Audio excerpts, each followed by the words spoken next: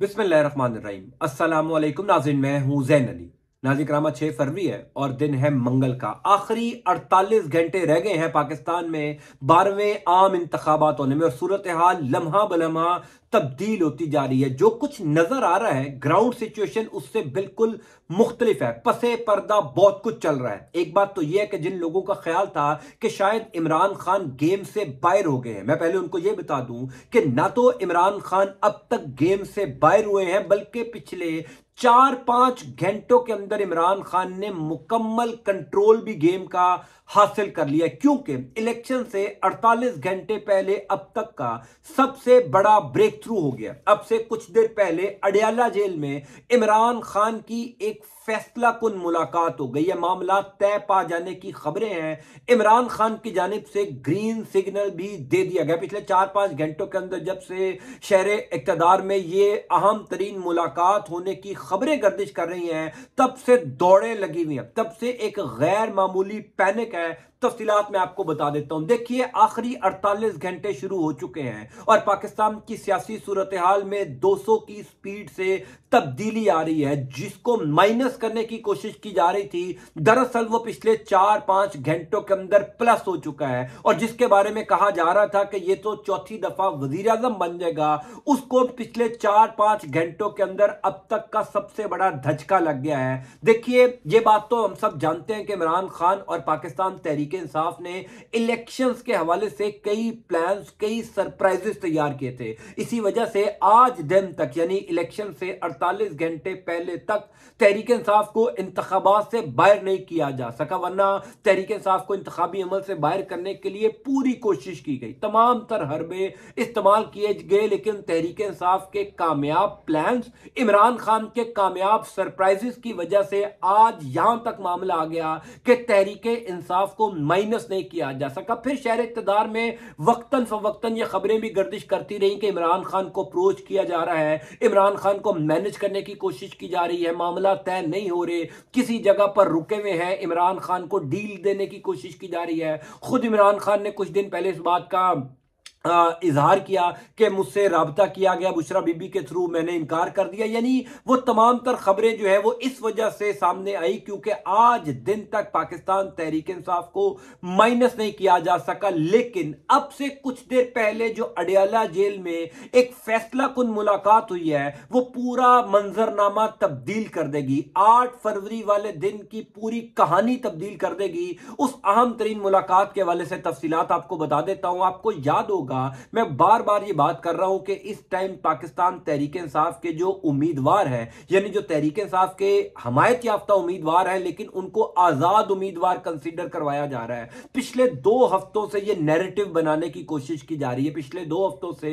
ये बयानियां बनाने की कोशिश की जा रही है, ये नाउमीदी, मायूसी फैलाने की कोशिश की जा रही है कि जनाब, अगर आप तहरीक इंसाफ के उम्मीदवार को वोट देंगे भी तो वो उम्मीदवार जीतने के बाद किसी और सियासी जमात में चला जाएगा, उसको आप वोट ना दें क्योंकि उसने तो 8 फरवरी के बाद किसी और सियासी जमात में चले जाना है, क्योंकि तहरीक इंसाफ बतौर जमात ये इलेक्शन नहीं लड़ी। ये पिछले 2 हफ्तों से पूरा नैरेटिव फैलाया जा रहा है, तहरीक इंसाफ के वोटर्स में एक मायूसी फैलाई जा रही है। मैं बार बार गुजारिश कर रहा था कि आप इमरान खान के सरप्राइज का इंतजार कीजिए, इमरान खान के प्लान डी का इंतजार कीजिए। अब से ठीक 3 दिन पहले मैंने एक वीलॉग किया था, उसमें यह खबर भी दी थी कि पाकिस्तान तहरीक इंसाफ ने 8 फरवरी वाले दिन के हवाले से एक प्लान डी तैयार किया है। वो प्लान डी 8 फरवरी वाले दिन इंप्लीमेंट किया जाएगा, जिससे पूरा सियासी मंजरनामा तब्दील हो जाएगा। अब से कुछ देर पहले जो अडयाला जेल में इमरान खान की मुलाकात हुई, वो इसी प्लान डी के हवाले से थी, वो इसी प्लान डी की इंप्लीमेंटेशन के हवाले से थी।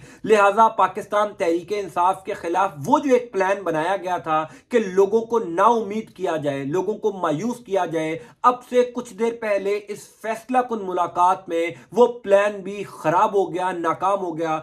तफसीलात सुन लीजिए। आपको याद होगा जिस दिन पाकिस्तान तहरीक इंसाफ के इंतखाबी निशान बल्ले का फैसला सुनाया गया था सुप्रीम कोर्ट ऑफ पाकिस्तान से, उसी शाम तहरीक इंसाफ ने तहरीक इंसाफ नजरियाती के साथ इत्तेहाद कर लिया था, यानी जिनका इंतखाबी निशान बल्लेबाज था। वो फिर अख्तर इकबाल साहब ने कुछ देर बाद प्रेस कॉन्फ्रेंस की और वो सारा मामला खत्म हो गया। उसके 2 दिन बाद, यानी जिस दिन सुप्रीम कोर्ट ऑफ पाकिस्तान ने फैसला सुनाया था, उसके 2 दिन बाद बैरिस्टर गौहर खान की इमरान खान से अडयाला जेल में मुलाकात हुई थी। इमरान खान ने उस मुलाकात में बैरिस्टर गौहर खान से नाराजगी का इजहार किया था कि मैंने जब कहा था कि तहरीक इंसाफ नजरियाती से इत्तेहाद नहीं करना, यह बंदा भार नहीं उठा सकता, तो फिर मेरी मर्जी के खिलाफ यह फैसला क्यों किया गया, क्यों तहरीक इंसाफ नजरियाती के साथ इत्तेहाद करवाया गया।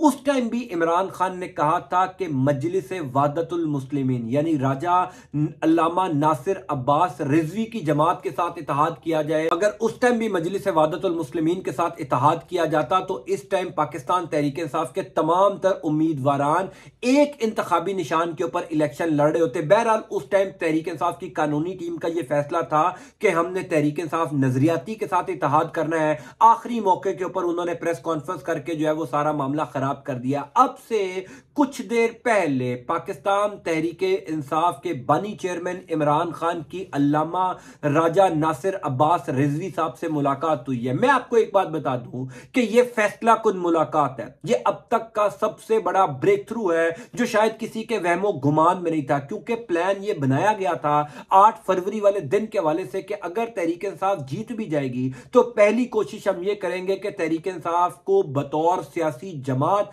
इस इंतखाबात से माइनस करवा दिया जाए, यह साबित करवा दिया जाए कि तहरीक इंसाफ के तमाम तर उम्मीदवारान आजाद हैसियत में इलेक्शन लड़े हैं। उसका सबसे बड़ा नुकसान तहरीक इंसाफ को होना था कि कौमी असम्बली में इनको मखसूस नशिस्तें नहीं मिलनी थी, क्योंकि मखसूस नशिस्तें रजिस्टर्ड सियासी जमात को मिलती हैं, इंडिपेंडेंट कैंडिडेट्स को नहीं मिलती।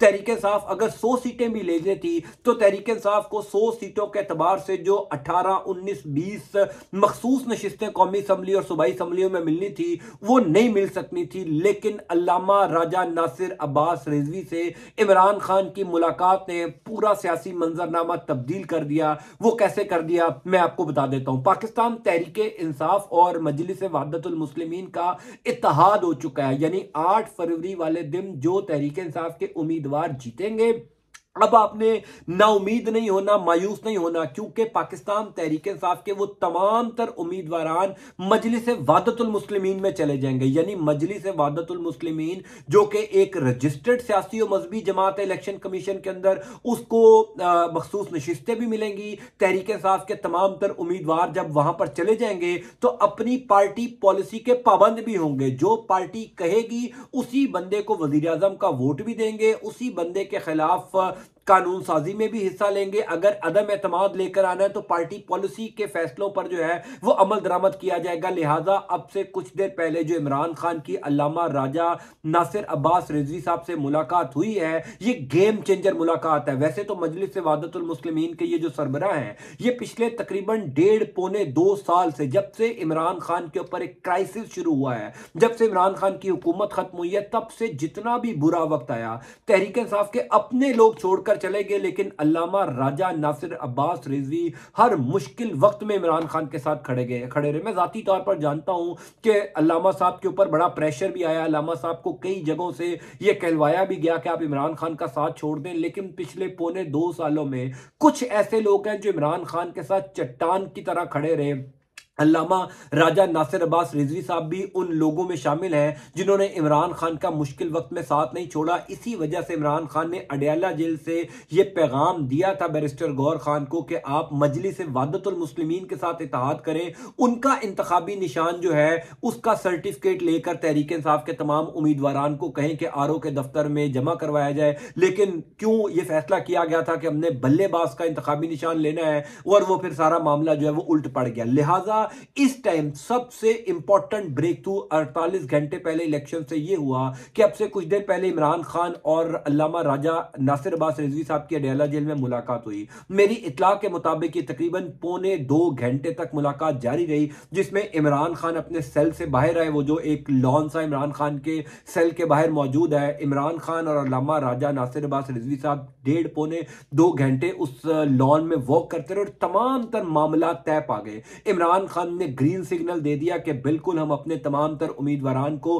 आपकी जमात में शामिल करवा देंगे, आपकी जमात में जम करवा देंगे, और फिर जो है वो ना तो कोई हमारे उम्मीदवार को खरीद सकेगा, फिर ये फैसला भी बेशक आ जाए कि ये तहरीक इंसाफ के उम्मीदवार नहीं है, आजाद उम्मीदवार हैं। वो तमाम उम्मीदवार मजलिस वहदतुल मुस्लिमीन में शामिल हो चुके होंगे, लिहाजा तहरीक इंसाफ को जो इंतखाबात के बाद कमजोर करने का प्लान था, क्योंकि इंतखाबी अमल से पहले तो तहरीक इंसाफ को कमजोर नहीं किया जा सका। ये तो अब 100% बात दुरुस्त हो गई है कि तहरीक इंसाफ के खिलाफ जितने प्लान्स इंप्लीमेंट किए गए, जो कुछ भी किया गया आज दिन तक, यानी 48 घंटे, आखिरी 48 घंटे रह गए हैं, अभी तक तहरीक इंसाफ को ना तो इंतखाबात से बाहर किया जा सका है, ना ही पाकिस्तान तहरीक इंसाफ को इंतखाबात से पहले कमजोर किया जा सका है।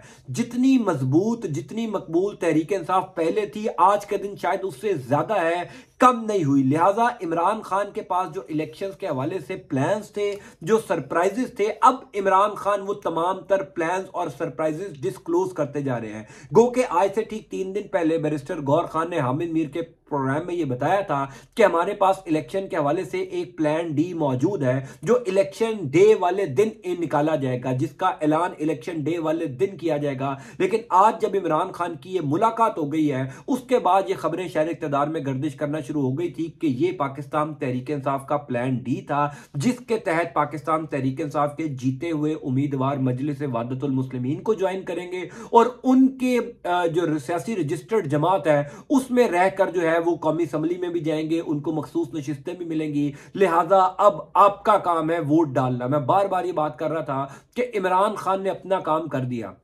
इमरान खान गेम यहां तक ले आए हैं। अब पाकिस्तानी अवाम का काम है, पाकिस्तानी कौम का काम है कि इस गेम को यहां से आगे लेकर कैसे जाते हैं। अगर आपने घर बैठकर सिर्फ तमाशाई बनना है तो भी आपका फैसला है, अगर आपने बल्ला पकड़ के खुद छिक्का लगाना है तो भी आपने फैसला करना है। लेकिन जरूरत इस अमर की है इस टाइम कि वोट कास्ट कीजिए, वोट डालना बेहद जरूरी है।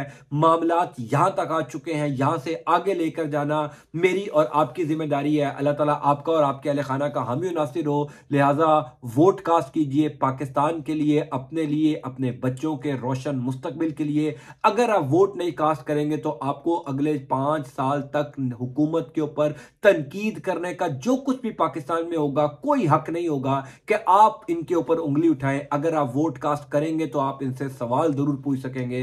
लिहाजा वोट कास्ट कीजिए। अल्लाह ताला आपके ऊपर रहम फरमाए। अल्लाह हाफिज।